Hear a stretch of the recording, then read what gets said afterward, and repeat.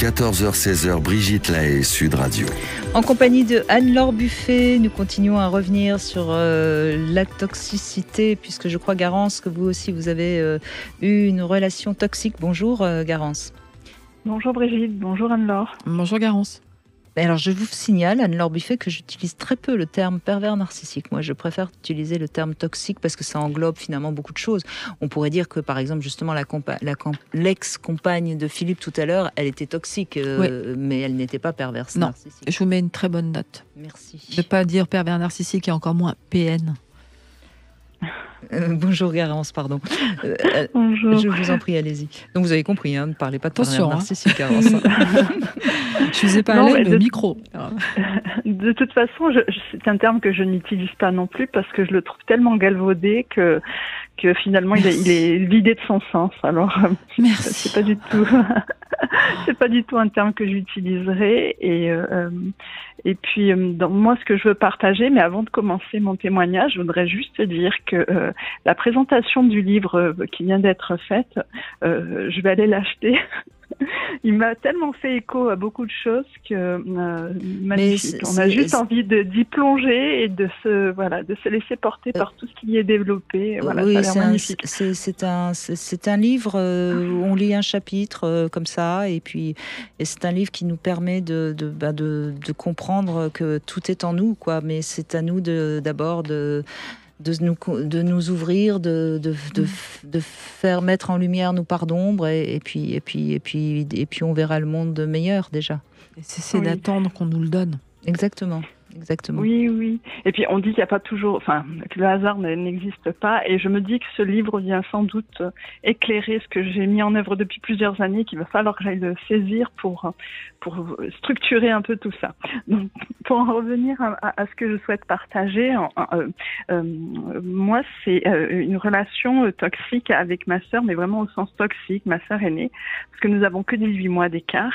Oui. Et ma sœur n'a jamais réussi, et elle va avoir 50 ans dans les semaines qui arrivent, n'a jamais réussi à accepter l'arrivée de cette seconde qui lui a finalement bouleversé l'existence.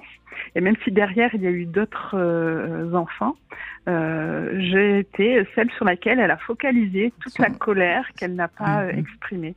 Et donc très très vite, de toute petite en fait, notre relation s'est jouée sur tantôt j'étais sa victime et elle était mon bourreau, et très vite c'est devenu une valse toxique entre elle et moi.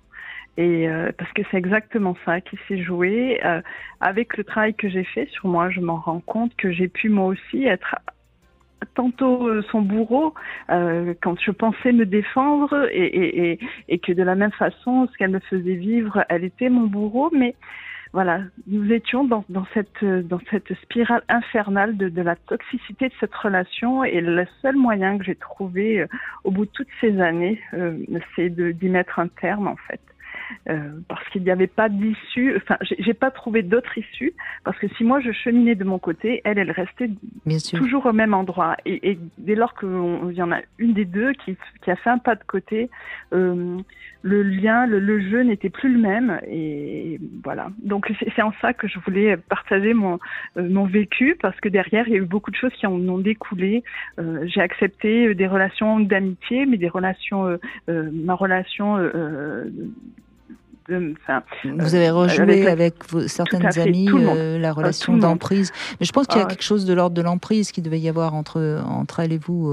Co-emprise, codépendance. Oui. Oui, je pense que oui, cette notion d'emprise me parle absolument, parce que j'ai choisi un homme particulièrement déstructurant, parce que c'est pareil, c'est la notion de bourreau, tout ça, au bout du compte, c'est qu'on est déstructuré, et j'ai choisi régulièrement, jusqu'à peu de temps, des amitiés où j'étais toujours dans cette position victime, au sens, Un peu trop brave. Je supportais beaucoup, voilà, ouais, je supportais beaucoup. Et puis le jour où je me rebellais, parce que je mettais longtemps à me rebeller, ça allait plus. Et puis alors là, tout me tombait dessus. Et au travail, ça m'a conduit à avoir quelqu'un qui a très très vite saisi, par contre, la fragilité qui était la mienne. Et par contre, ça allait très loin. Quelqu'un qui m'a poursuivi. Oui, vous avez sans doute une capacité à subir beaucoup. Et tout d'un coup, vous devez devenir très agressive du jour au lendemain. Donc c'est là où ça fausse un peu les relations, j'imagine que, et ça vient certainement en effet de cette relation que vous avez eue avec votre sœur. On est malheureusement en fin d'émission. Je vous laisse le mot de la fin, Anne-Laure Buffet. Je voudrais juste demander à Garance si elle m'autorise à lui reprendre l'expression valse toxique, que je trouve très jolie pour désigner ces relations de codépendance où l'un et l'autre sont sous l'emprise l'un de l'autre et ont besoin l'un de l'autre. Mais si vous êtes d'accord, je vous mettrai un copyright, Garance. Si je peux la reprendre, je trouve que l'expression montre très bien le mouvement incessant sans fin et sans fin. Et c'est plus qu'une spirale où vraiment on tourne en rond sur soi-même et on a besoin de l'autre pour pouvoir continuer à être dans ce mouvement. Vous êtes d'accord, Garance? Oui, absolument. Et puis parce que c'est un juste retour, parce que ce soit Brigitte ou vous, d'autres intervenants, vous participez à ce qu'on puisse faire ce pas de côté. Donc, bien évidemment. Merci, merci beaucoup. Merci beaucoup. Allez, on va laisser la place à C'est votre avenir. Je rappelle le titre de ce livre, Tous toxiques, tous victimes. C'est aux éditions L'Observatoire. Merci beaucoup, Anne-Laure Buffet. Merci beaucoup, Brigitte.